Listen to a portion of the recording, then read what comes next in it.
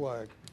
I pledge allegiance to the flag of the United States of America, and to the republic for which it stands, one nation, under God, indivisible, with liberty and justice for all.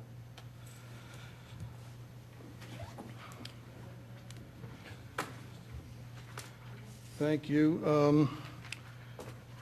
We have the minute, before I move on to that, Ms. Cardamone is not yet here. She was expected this evening. Can I ask for a volunteer? She's not. Ms. Cardamone has extra rowing practice for the Radnor crew team, so I will be taking the minutes in her place. Thank you. I was about to ask for a volunteer, and I thank you for doing that. Okay. We have the minutes of our last meeting in our packets. They were sent out via email. That would be the minutes of the meeting of April 15th. I assume everyone's had an opportunity to read them. I'll entertain a motion to approve the minutes as submitted. So moved. Any second? Second, Ms. McCarthy is seconded. Any comments, additions, deletions, corrections, etc.? I don't believe, well, I know I wasn't here, so I think it was, we just need to make that adjustment. Okay. You were here in spirit, but yes. Okay, then with any other corrections to the minutes? Hearing none, all in favor, say aye. Aye. Any contraries? The minutes then with that single correction are adopted. At this time, we'll ask Mr. Taltone to make his announcements and health officer's report. I want to say good afternoon to the Radnor Township Board of Health and to the residents who have come tonight to the meeting. I want to take a moment before I go into my report to thank the Board of Health for their kind thoughts and words. And while I was out during my brief illness, it is truly a pleasure to work for such highly skilled professionals. And I really am grateful to be working for Radnor Township. Thank you very much. My report for this evening is because I was out part of last month, is from March 1 to April the 30th of this month. I did 46 food establishment inspections, 7 rental housing, 7 bathing places. I had 15 meetings, plan reviews for numerous new food establishments. Some you may or may not have heard of, the Wayne Bar, which is going in at 134 North Wayne, Smash Burgers, which is going in at 550 East Lancaster, Sophie's Cafe, which is going to be replacing where Cream and Sugar used to be. And we also had the, and for the plan reviews for the food facilities for the Katie Sampson tournament that was at the high school here on April the 27th, and for the Wheels of Wayne, which was very, very successful, and had 14 quality of life citizen concerns, ranging from dogs fighting raccoons, to the storing of pesticides on properties. In your packet, you'll find your agenda. As Mr. Hazen mentioned, the Board of Health minutes for April the 15th, minutes from the Ask Alliance for Safe Kids minutes of meeting of May the 9th, 2013. The week of May the 12th through the 18th was National Women's Health Week. We put those flyers and communication out on the Radnor's website. And May the 13th was National Women's Checkup Day, which I think every woman should make sure that they are healthy. My being sick last month really brought that to light, and my wife being sick. So please do that. In your packet, you'll also find the Code Red Radnor Township Emergency Voice Email Text Notification System Registration Form. I'm hoping that residents will take heed with that. That's a good tool. There's some information regarding from the Parks and Recreation Department regarding the summer concerts, ballpark and fireworks, movie night, that type of thing. Also, at the Willows, on June the 15th, 2013, there's Radnor Recycling Day. Will be that day at the Willows. Also, the Radnor Township Workplace Safety Committee, on Wednesday, September the 18th, 2013, the Radnor Township Workplace Safety Committee is holding a health and safety fair at the Township Municipal Building from 10 a.m. to 2 p.m. The fair will be open to Township residents as well as Township employees. We certainly would like to have you participate in this event. If you have an interest in setting up a table, donating a door prize, becoming a sponsor, or participating in any other way, we will be happy to have you. If you have an interest in taking part, please contact James Doling at 610-688-5600, extension 164, or j.doling@radnor.org. Sincerely, James Doling, Workplace Safety Committee Chairman. Mr. Chairman, Board, so ends my report. Would you, for the sake of our viewers watching this on cable television, indicate how they can sign up for the Code Red Emergency Notification Registration Form? And before Mr. Taltone does that, I've turned off my cell phone. I would appreciate it if people would silence theirs. Thank you.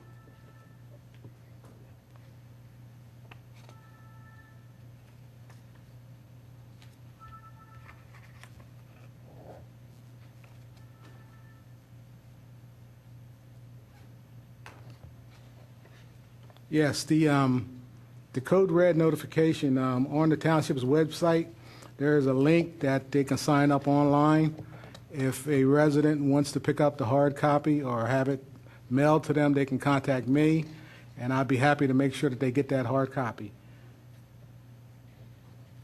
I don't see them. Yeah, my email address is ltaltoan@radnor, radnor.org. Or give me a call, 610-688-5600, extension 148. Thank you. Are there any other questions for Mr. Taltone this time? Hearing none, we'll move on to old business. As we noted, Ms. Cardamom is not here. She is our Radnor High School and Board of Health intern, and she has been working closely with Ms. McCarthy, our board member, on teen health issues. Anything new to report on that? Yes, Claudia and I attended the Alliance for Safe Kids meeting on May 9th, as you received in your minutes, but for the, I'll briefly say it for our public and the audience. The AP testing was going on. The Keystone testing is next week. Thefts and open campus violations have been down. Most likely, they are hopeful because of the warm weather. I did want to tell you that Dr. Offit did attend the meeting and explained her blog, Twitter, and Tumblr accounts, all focusing on valid health information for teens. And they were quite receptive, appreciative, and hopeful that it will be on the website with the ask so that teens, parents, et cetera, could receive, in fact, valid information. She provided all the addresses and everything that they needed to set it up.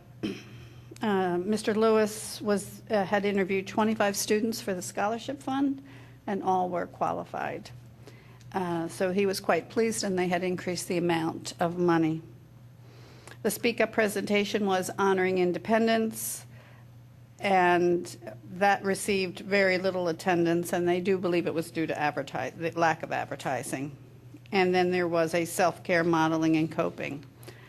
And what we're hoping to do, or what they were hoping to do, was to connect Dr. Offit with the Speak Up program. Radnor High School did enter the Safe Drivers Week program. We'll monitor whether the students at Radnor High School, in fact, wear their seatbelts, with the chance of winning a $10,000 bond. And currently they're addressing certain health issues with the students. And next year's meetings will be the same time, the second Thursday of every month at 11 o'clock. Thank you. Any Thank you. questions? The meeting that was sparsely attended, was that the one where Dr. Ginsburg was supposed to speak? I believe so. Yeah, okay, that's too bad. I was unable to make it myself.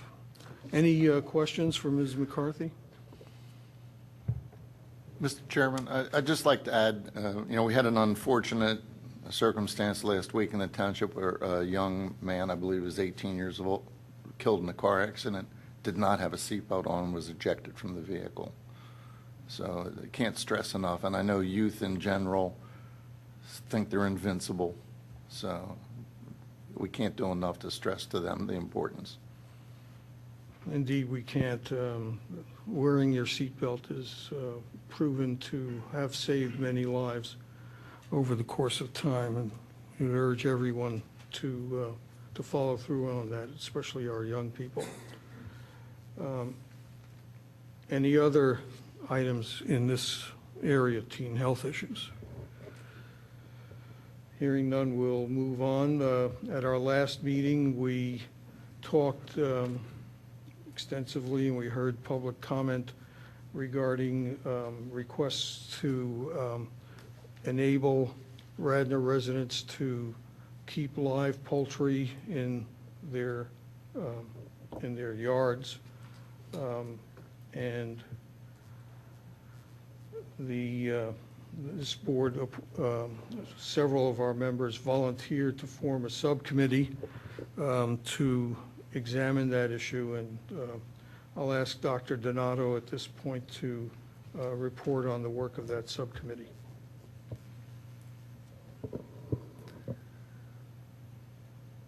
The subcommittee got together to discuss the health issues related to keeping poultry, particularly chickens,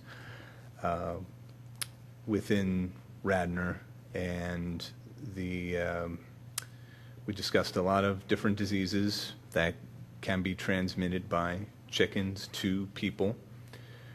But one of the overwhelming strategies that we've found related to keeping poultry was that if the chicken, in essence, is happy, then the risk of disease and disease transmission is fairly minimal. One of the big things that we looked at was education related to keeping poultry for those that want to do that. So again, disease transmission is minimized. So we've come up with some thoughts based on ordinances in many other townships and cities, and we're assembling what would be a very reasonable ordinance to keep, again, specifically chickens. Not looking at other waterfowl or anything like that, no turkeys, just mainly chickens. And so we're assembling that currently, and we'll be meeting again soon to hopefully refine that. That's where we are with. Dr. Humphrey, you were also a member of that subcommittee. Anything to add to that report? Well, at this time, no. I think what we'd like to have is some more public input that would help us in finalizing our recommendations. Dr. Leader, were you involved in that work? And Dr. Saldivar was as well. Is there a process for which we then take what we've crafted and that becomes publicly available for comment, or what are the next steps? I know that was more of a question than a Yes, thought. Dr. Saldivar was unable to attend the meeting. She did contact me and let me know that, tonight's meeting. Well, I guess what we would need is a final report in some form from the subcommittee that we could vote on and adopt. It doesn't necessarily have to be in the form of a full-fledged ordinance, but it could be in the form of a letter of transmittal to the Board of Commissioners from this board advising the commissioners as to all of the factors that would, that have led us to whatever conclusion we come to, and indicating perhaps at a minimum what points need to be addressed in whatever ordinance the commissioners adopt ultimately. So I think those would be the necessary next steps. And we're a majority of the way through that. I think the big issues, there's just a couple of refinements. I actually don't think we're that far away, but just a couple of refinements, and then I think we would be able to discuss it at the next meeting to forward it on to the Board of Commissioners if, that is enough time for the public to review it, and I think that would probably be how it would go. And usually after that, I think it's posted on the Township website. I'm not sure if that's after it goes to the commissioners or prior to. Yeah, well, probably what would happen is, once you came back to the commissioners with your recommendations from the Board of Health's perspective, it would probably be sent over to planning then to work to put it into a form of an ordinance that addresses the concerns you raised, but then addresses the standard planning issues with lot sizes and neighborhood densities and those kinds of things that would affect this ordinance. So it would be noticed in association with their meetings, and there would be opportunities for public comment then. And then once something was put together, it would come to the commissioners, and again, plenty of opportunity for public notice. Because it's an ordinance we're talking about, should it be approved, it would have a minimum of 2 meetings, because there'd be an introduction and then an approval. So the subcommittee will meet again before our meeting in June.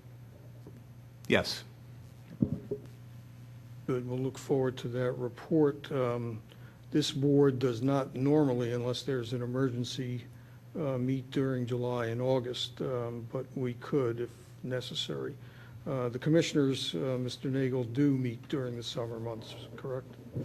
Yes, we do. But I believe it's only once each month rather than twice.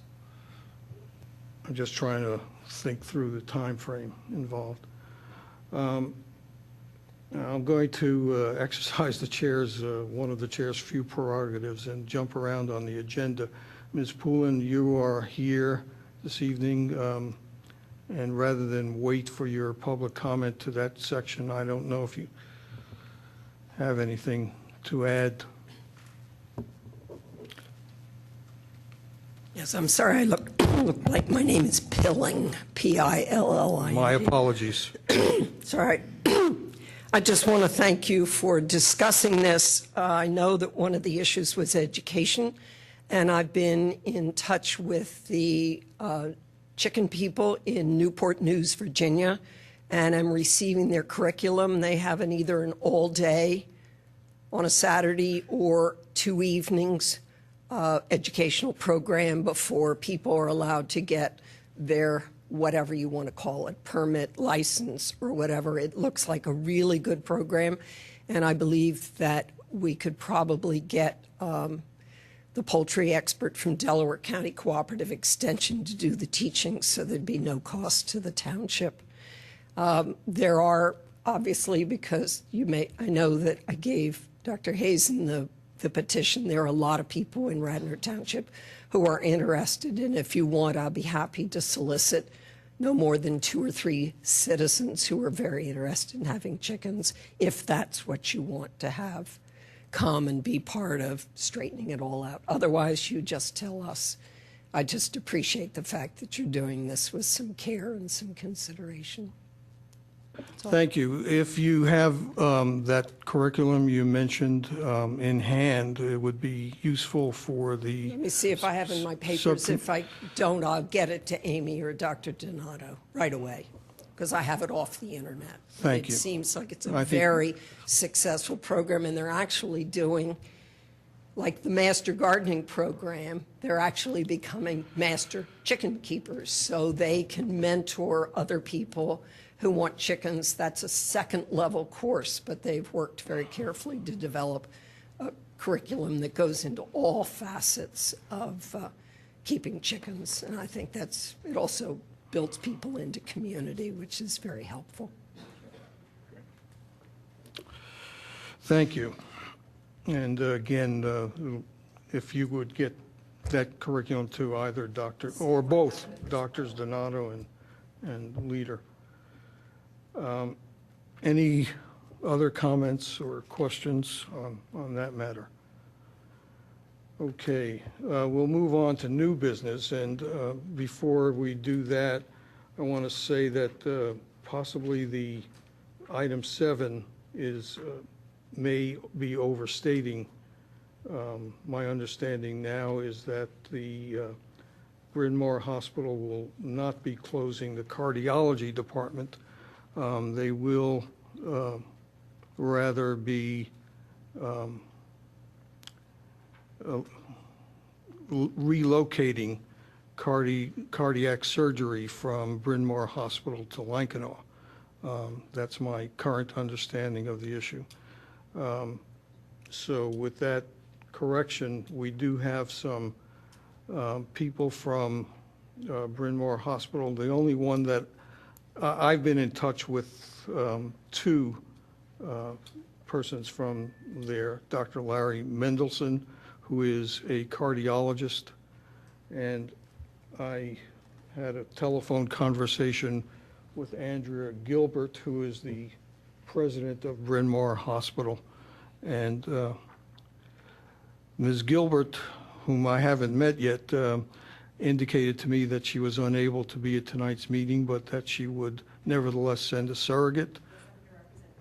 Okay, so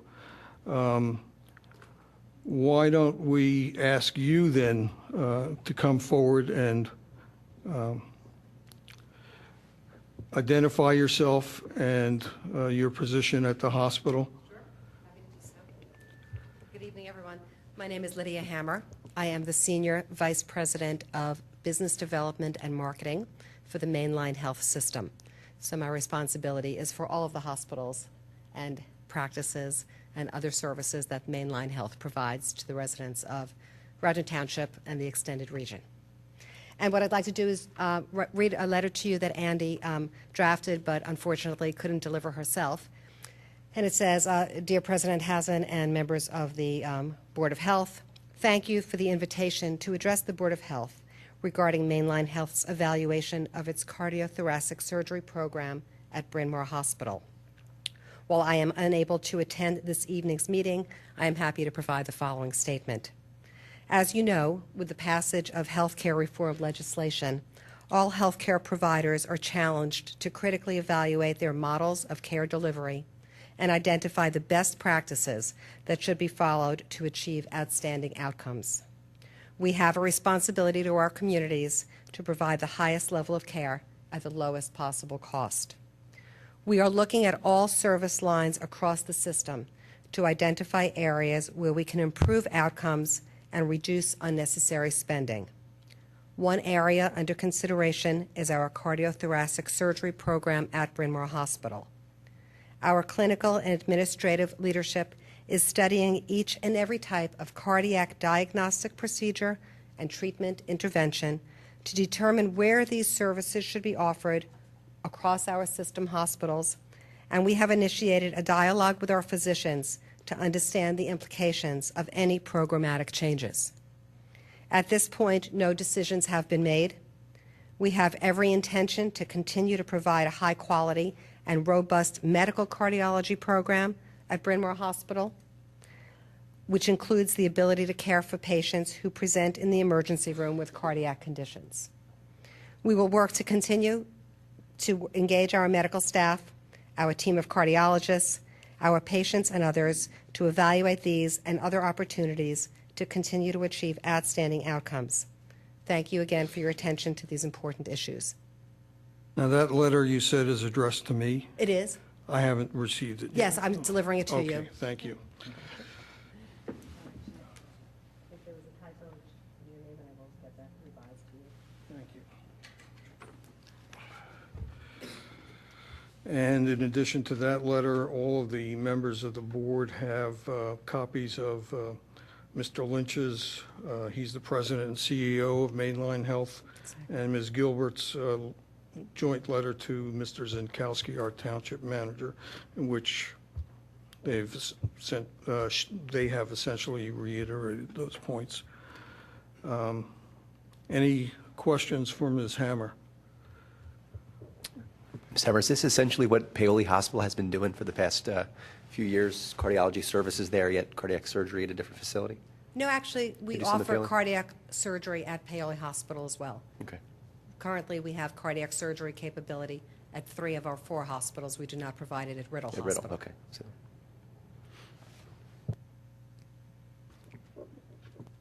My question is time.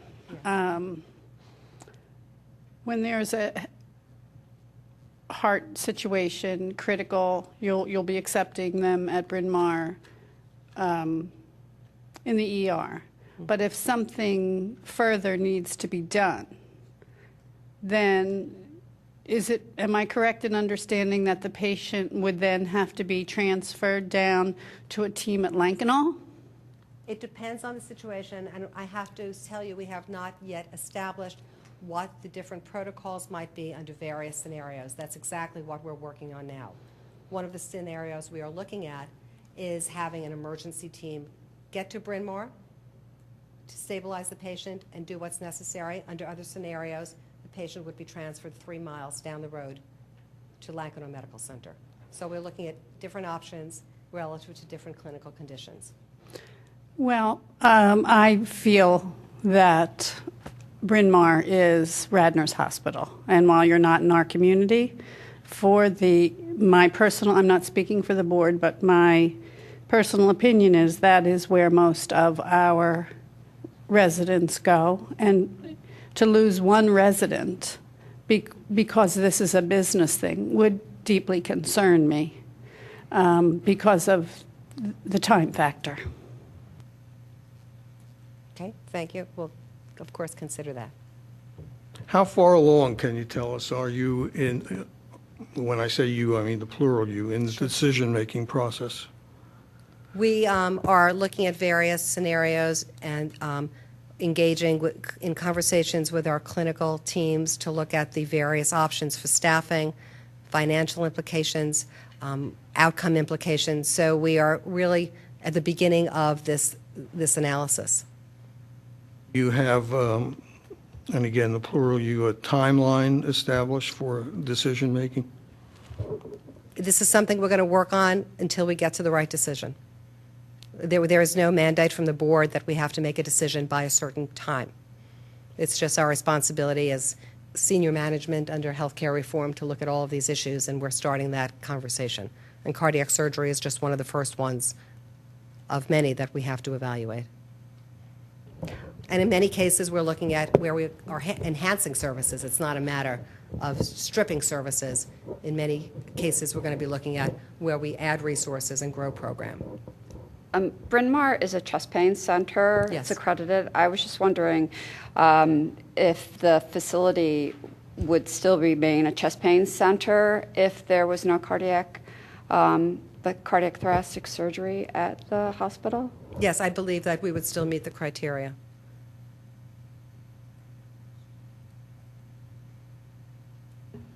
I wanted to ask, sorry, over here.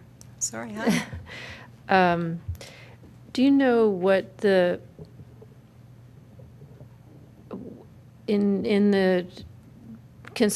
you're considering this again, the royal you, how you all are considering this, what you're estimating the time is, the time may take, what you're using as the time guidelines for how long you figure it would take people to be transferred from Bryn Mawr to Lankenau?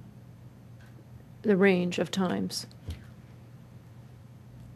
We have data that currently reflects how long it takes patients, because we often have to move a patient, not just for a cardiology need, but from one hospital to the other. So we have many data points that we can look at. And I couldn't answer that now, Ms. Wishner. I can certainly get that for you, what is reflected in the experience in the past in transferring patients. Because I guess, that is one of my concerns, is that I know sometimes it can take a long time to get from point A to point B. That's absolutely depending an on- important consideration, which is why we have to think about how long it might take to get a team to the hospital as opposed to the patient down to Lankenau. So we're evaluating both. When you say, can you say anything more about what the specific business considerations are that are affecting this decision, or this consideration? It's that Yes, it's too expensive to keep a separate team, to keep these separate teams, or to keep the facilities? I mean, why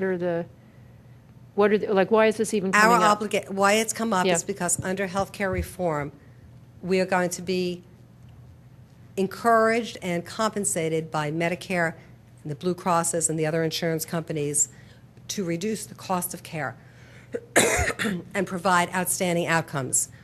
In order to provide outstanding outcomes, you need a lot of volume. You need to do the cases repeatedly so your teams stay current and fresh. Over the years, we have seen the number of cardiac surgeries performed at Bryn Mawr Hospital decline, the number of cardiac surgeries at Lankenau Hospital increase.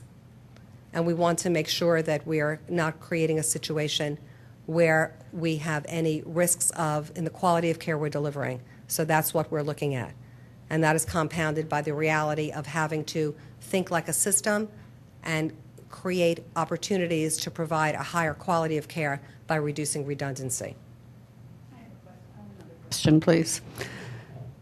Was this a top-down decision, or did your cardiologists, was this a collaborative effort? Would they, if I went to my cardiologist, if I had one, would they agree that this was the best care for Miriam McCarthy?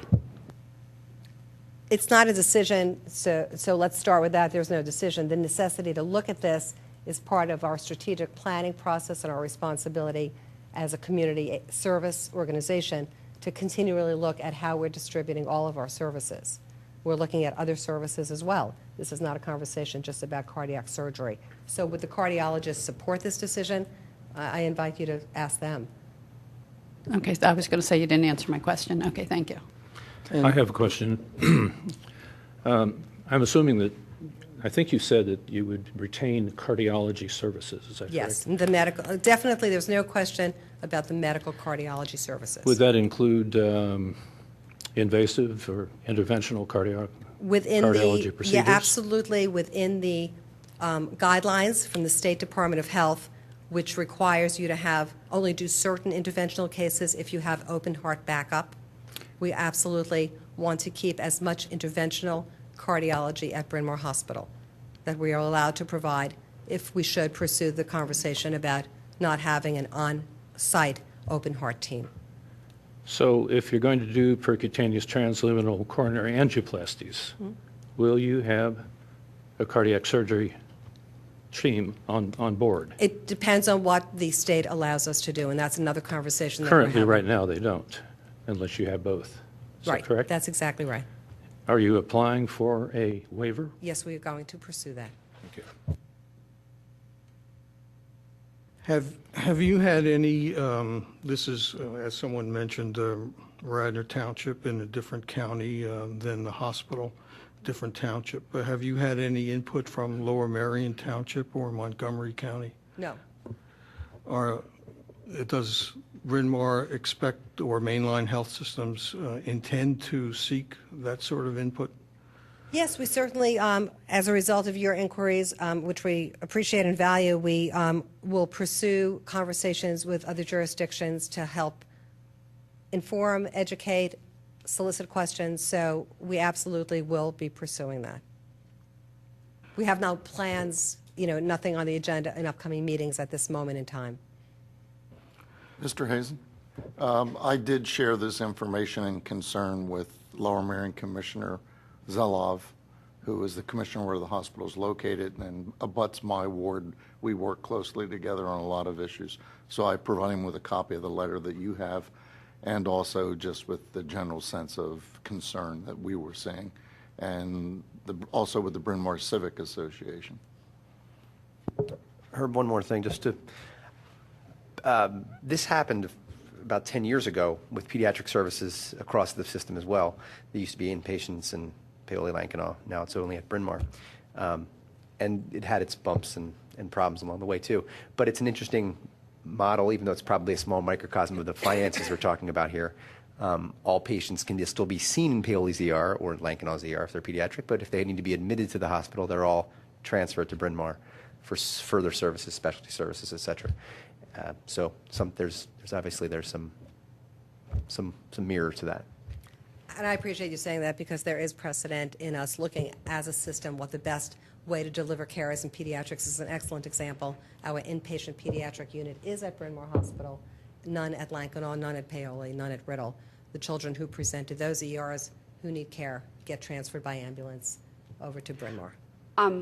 I thank you for bringing that up, but I would just also mention, though, that in the city of Philadelphia, you have 2 big children's hospitals. So that's a common practice that pediatric patients are only, hospitalized at certain places. I'm Right, just... we provide the community level pediatric care. We don't have pediatric subspecialists.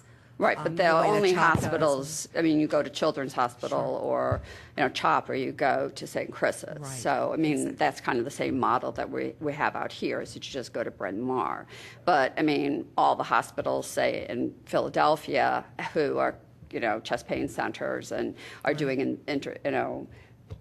PTCA or stents, they all have cardiac surgery. And I don't know what the certification of need that you're going to get from the states, how that's, going to play out as far as people, the cardiologists here that do certain things, that they're going to still be able to practice and take care of their patients.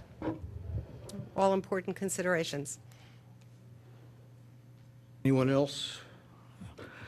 Just one last thing. The letterhead for concerned citizens of Radnor Township who may be watching this meeting on their cable televisions. It says mainlinehealth.org.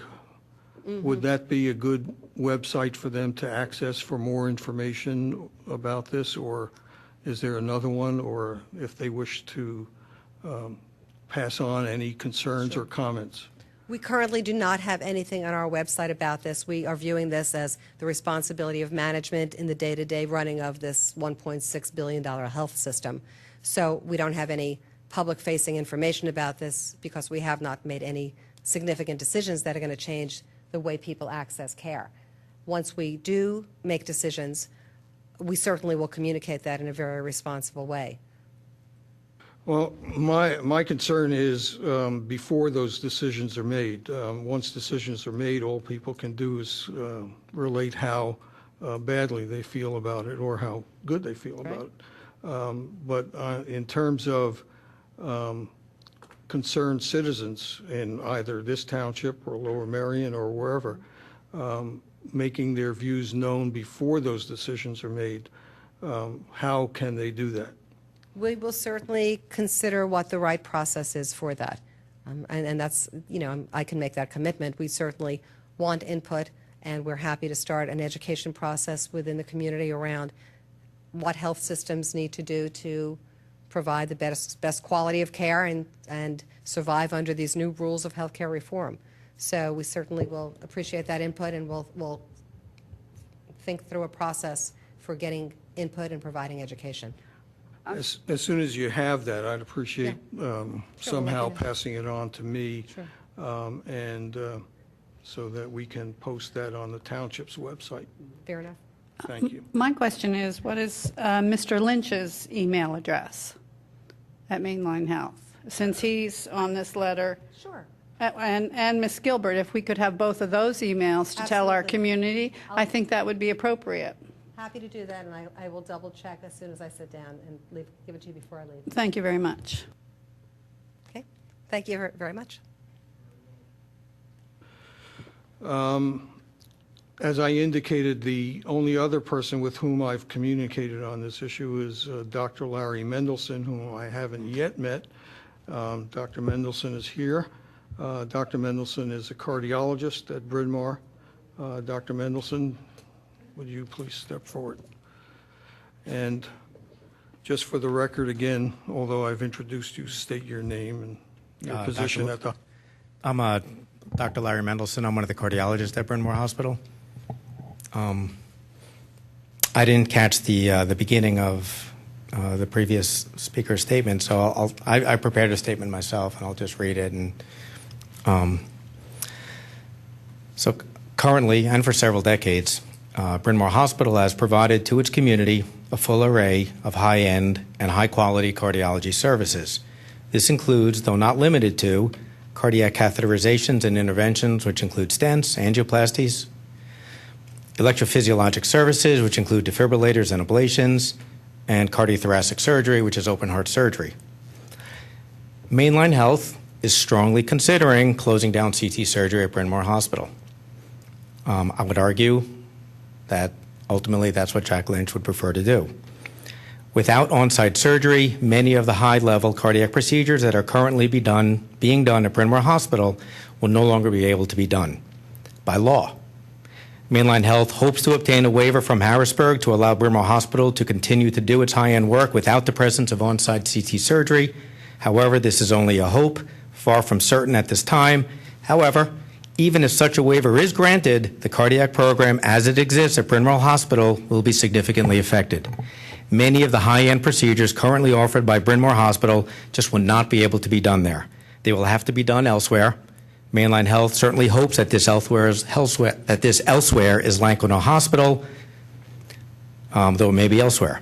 There will clearly be a leak of cardiac services away from Bryn Mawr Hospital, likely to Lankenau Hospital, but possibly to other institutions such as Penn, Thomas Jefferson. And this leak will only gather momentum over time. In short time, I fear that Bryn Mawr Hospital may no longer represent the full-service cardiology hospital it has always been. It may start to resemble other community hospitals in our area that do not offer CT surgery, rather than the great institution it has always been. I recognize that Mainline Health sees it differently. I've heard their issues. I've heard their side of things. But be clear, virtually every member of the medical staff at Bryn Mawr Hospital, the nursing staff, the ancillary staff, much of the administration disagree wholeheartedly with the conclusions reached by Mr. Lynch and its staff and the effect that the loss of CT surgery will have on Bryn Mawr Hospital. In the end, what will be accomplished is the growth of Lankenau Hospital at the expense of Bryn Mawr Hospital. And the people that will pay the price for this are the residents of the community that Bryn Mawr Hospital serves. The best way to assure continued high-end, full-service cardiology care to this community is to continue the cardiothoracic program at Bryn Mawr Hospital. Thank you. Would you stay there for a moment, Dr. Mendelson? I should add, you are, I believe, a Radnor Township resident. Yes, yes. Any questions for Dr. Mendelson? Dr. Mendelson, does anyone on the medical staff plan on putting together a committee to go talk to Harrisburg about this? I don't want to put you on the spot. Yeah, I know I am, but to solicit our congressmen and whatnot to. Yes. We've talked about it internally. We haven't formalized any sort of committee to involve. You mean like the state congressmen and all that? No, but we've talked about it amongst ourselves. So to be fair to who came before you, this is a business decision. This is very much a business decision. And our health, I'm concerned about losing one resident. So our health could very much be impacted by this, in your professional opinion. I feel that the cardiology services that is currently offered will no longer be able to be offered. Not all of them, some of them, but certainly not the level that's offered today. I just wanted to, what you were saying sort of fed into what my thoughts were when the idea of a waiver came up. One thing is is that the regulations that are there, I assume, have some basis in health and safety, and so to get a waiver, even if the waiver were obtained, certainly raises Yes. questions to me about, is it then safe to do these procedures without the kind of backup that Well, you we need? will. So without a waiver, you can't do any of the interventions. You can't do any of the electrophysiologic work, which is defibrillators, ablations, et cetera. You just can't do them. With a waiver, you can do some of it. And there's strict regulations about what you can and can't do. There's definitions of what's a high-risk procedure, what you can and can't do, et cetera, et cetera. And, I mean, off the top, easily 20% of the interventions and stuff that we do at Bryn Mawr leaves. And that's a conservative estimate. And it starts at 20% and then it leaks. And that's my fear.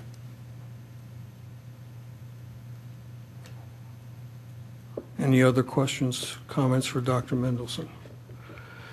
Thank you, Dr. Mendelson. Now, Thank you. there are other people here, I suspect, from Bryn Mawr, and I need to point out that the Board of Commissioners is meeting in this room at 7 o'clock, so we are somewhat time limited as to how much time we can spend on this issue this evening, although we can certainly revisit it at our June meeting.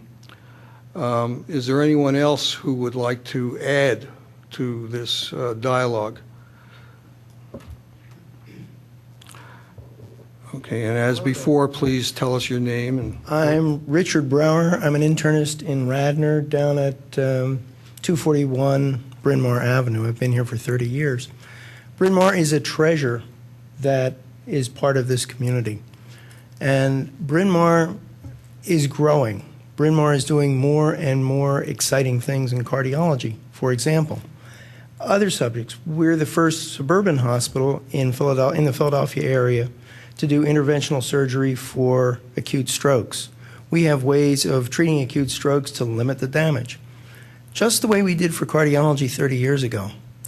Now we're at the point where we have a brand new procedure to isolate the left atrium in patients who have atrial fibrillation. Atrial fibrillation is a pain in the neck because you have to put people on blood thinners. Blood thinners, if you have Parkinson's disease and you tend to fall, can be life-threatening. But this new procedure allows a Dr. Chantok to slip a little wire around the root of the left auricular appendage and squeeze it shut so that you can't have a clot come from that appendage. That kind of new procedure, that kind of new development depends upon having open heart surgery available. If something had gone wrong during one of those 3 procedures, the second one he did was my patient, he needed open heart surgery to back him up. Without that open heart surgery, we lose the ability to move forward, to do new things. And I'll submit to you that I think a hospital either grows or it shrinks. And we're a growing hospital. We're a wonderful hospital. I don't want to see us turn around and start to shrink. Any questions? hearing none, thank you for Thanks. your comments. Appreciate them. Yes, sir.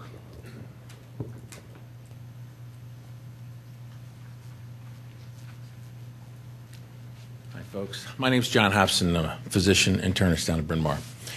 Radnor resident for many years and had the opportunity to sit where you sit today, although our seat was not as comfortable, but it was as important. As a matter of fact, it took me back to hear about the chicken coop talk because I had a patient the other day give me a gift of eggs from their chicken coop, and I've never done that before. I couldn't get my kids to eat them, but I did eat them, and they were very good. You have graciously accepted time to allow us to present a discussion. And as the Mainline Health had said earlier, no decisions have been made officially. There's a lot of concern that there are some agendas that have not been yet unleashed from the curtain, but that's human nature. That's always going to happen. There are very, very hardworking, talented cardiologists at Bryn Mawr. I want to move the discussion a little bit away from cardiology and just more to cerebrovascular disease and cardiac disease. I'm going to give you this. This is a program, the cardiovascular health. It's Pennsylvania's blueprint for action. It was something that was done a little bit earlier in about 2002, but it was started up because whether we like it or not, since the 1930s, cardiovascular disease has still been the number one, about 30, 36, 37% of the morbidity mortality. And that hasn't really changed much. And so that prompted this type of state action to deal with not just that acute intervention, but also prevention.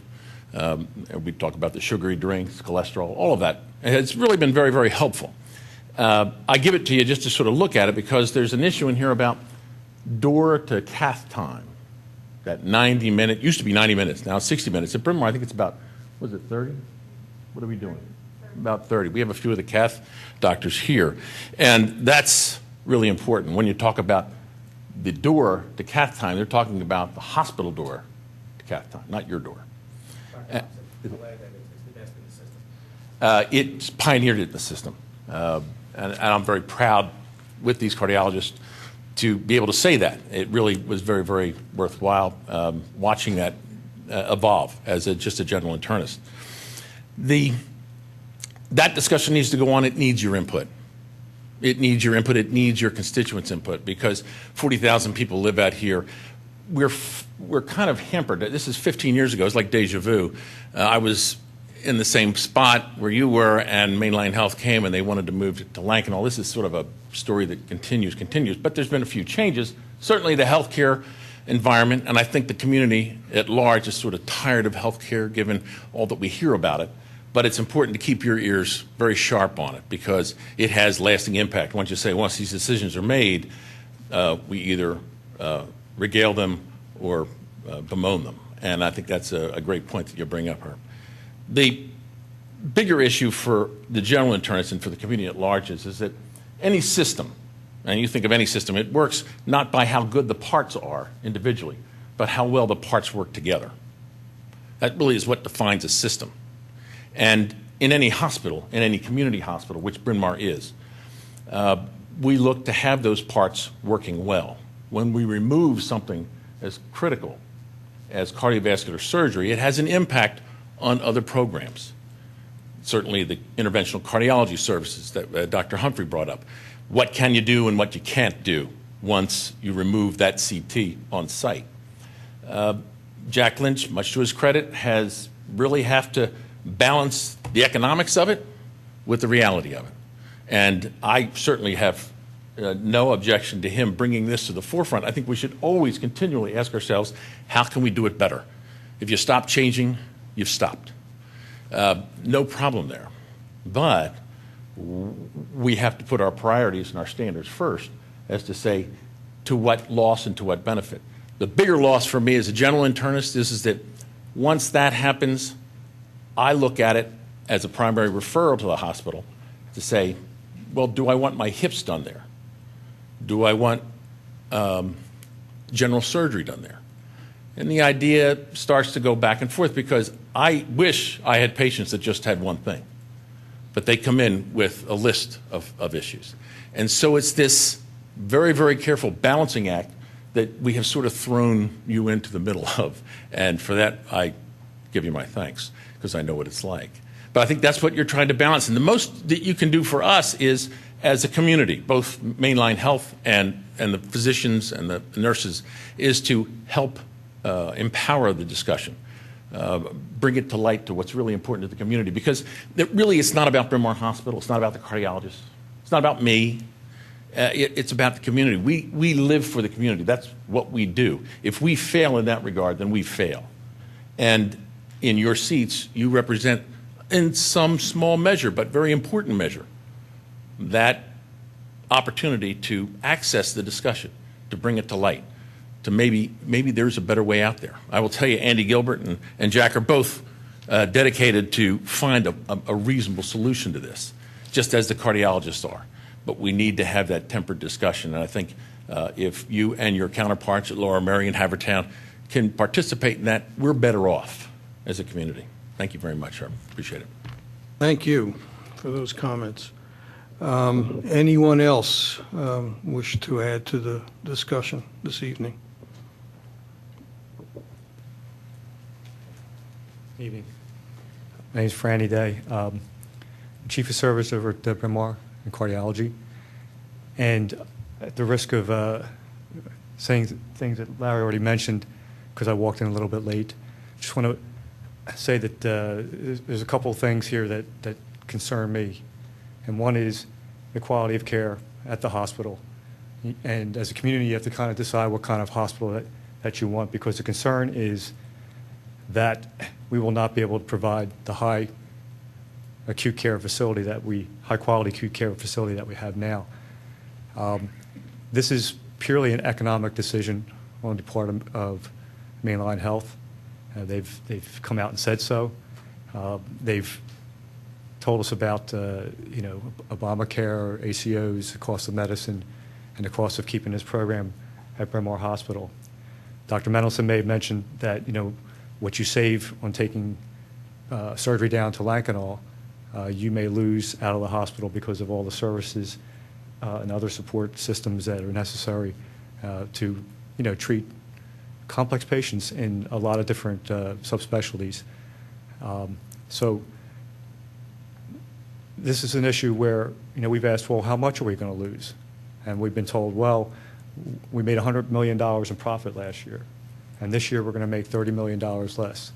But we have not heard what percentage of that is the CT surgery.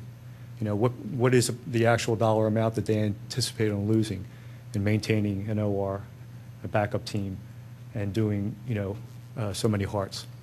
The other thing is that there's been no discussion about what it would take to really provide high-level CT surgery at our hospital.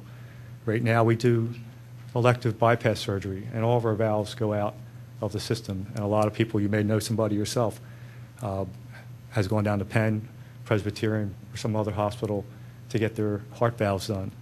So we really don't do the kind of surgery that we used to do in the past. And that is because we don't have administration support for that currently. So as a community, you might say, well, what kind of hospital do I want? Do I want a hospital that provides high-level thoracic care, hem-onc, general surgery, orthopedics? Do I like having a Rothman Institute in my backyard? Because they might just pick up and leave if they don't have the kind of support they need at Bryn Mawr Hospital. And then take that question one step further and say, what happened to the bypass surgery, the CT surgery that we did have here, when we were able to do valves, when we did have a surgeon who would take a patient to the OR and repair an acute aortic dissection? Right now, we take that patient who comes into our ER and we call Penn, and they fly it down to University of Pennsylvania to be repaired by the surgeons down there. Is the community aware of that? That happens 2 or 3 times a year. That's something we used to provide 10 years ago. We don't provide that today. And is the current plan to move elective bypass down the road part of that plan to degrade what we have even further? Ask yourself those questions. Did you get his last name? Do you want me to collect their addresses and names at the end of this meeting? Yeah, if those who have spoken or will speak, and we'll have time for 1 or 2 more if there are, would you see Dr. Leader and give her the correct spellings of your names and that sort of thing for our notes, addresses, and so forth? Anyone else at this point who wishes to add to our understanding of the issues?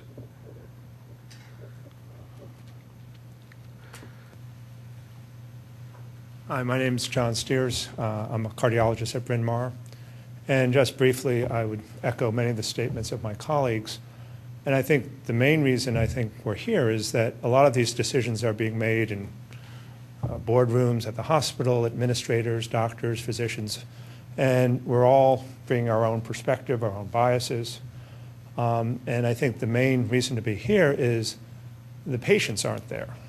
And I think, again, as a representative for the community here that's served by Bryn Mawr, I think to the degree that's possible, getting the input of representatives of the patients in this area to the administration there so their voices can be heard is, I think, very important aspect of, making this decision, because there'll be lots of different vying interests amongst the doctors, administration, various different hospitals. but I think often the patient's voices get left out. Thank you. Thank you. Anyone else? And this will regrettably have to be the last one for this evening. Hi, Kathy Wright, Radnor Township. I'm a critical care nurse at Bryn Mawr Hospital. And I've been there since 1984 and seen a lot of changes, welcomed most of them. From the perspective of my care of my patients in the critical care unit at Bryn Mawr Hospital, which, by the way, I will tell you that both our critical care unit, our ICU, and our neuro cardiac ICU both just recently received the American Association of Critical Care Nurses Silver Beacon Award. And that is, there's only 5 or 6 different intensive care units in the state of Pennsylvania that have gotten that. So we're very proud of that, as well you should be. That also has to do with the nursing profession, magnet nurses that we are in mainline health, maintaining our high level of care and expertise of these patients. Without a high level of the cardiovascular surgery patients, whether pre-procedure, from the cath lab, or post-operatively that I take care of, our level of expertise may diminish simply by virtue of lack of exposure and experience. Also, when I'm taking care of a cardiovascular surgery patient post-operatively, that patient has heart surgery, but they also might have kidney problems, and that requires a renal specialist. They also might be a diabetic, and that requires an endocrine specialist. They also might have emphysema or COPD and require a pulmonary specialist. So it's not just the cardiac surgery patient that gets the surgery. It's the support of all of the disciplines that all of us need, whether we're diabetic or have kidney problems or need a pulmonologist. And this supports the highest level of our practitioners at Bryn Mawr Hospital. One other question I might ask, and my nursing peers at the other hospitals are asking me this, if there is a cost situation with the insurance, and we certainly understand that, then why is Penn going out to Chester County? Why is Einstein going to Montgomery to support a cardiac surgeon available should that person be needed? There's got to be multiple support, multiple professional, all of those levels are being sought by other institutions. So I'm just a bit curious why it would be costly to have cardiac surgery leave Bryn Mawr Hospital. Thank you.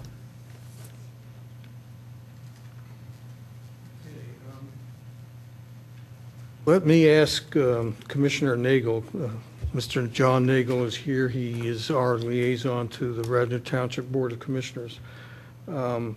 One, if you have any comments, and two, I would like to ask you, since you have a meeting coming up right after this, and I don't know if any of this will have room on your agenda, but as one of the outcomes, I would like to have from the Board of Commissioners some sort of charge to this board as to what the commissioners would like us to do. For those in the audience here and in our viewing audience, the Radnor Township Board of Health by Township Charter is advisory to the Board of Commissioners. That is, any decisions we make are not really decisions, but we advise the Board of Commissioners as to what decisions we think they need to make. So we need to have some sort of charge from the commissioners as to where they want us to take this. Well, I think this discussion tonight's been very interesting, but it's all been about, Bryn Mawr Hospital, whether it's the administration or the medical staff. The piece that's missing is the public piece, and I think that your next meeting we should do a lot of advertising to try to get the public in here. I would like to be able to go to Bryn Mawr Hospital or Mainline Health and express the concerns that we have from our employees, or not our employees, well, it is our employees, and our residents. As several people said, a hospital, it's a holistic issue. So it's not just the patient, it's even the family of the patient. And while we talk about Lankenau being a mere 4 miles down the road, I've driven that many times, and that is a painful drive. And at certain times of days, it can be 30, 35 minutes drive. So for the family who is visiting the patient, and that is very important to patient's health and recovery. So again, I've always viewed Bryn Mawr as this full-service community hospital and such a key benefit. I mean, one of the reasons I'm still in my home is that Bryn Mawr Hospital is a mile from my house, less than a mile from my house.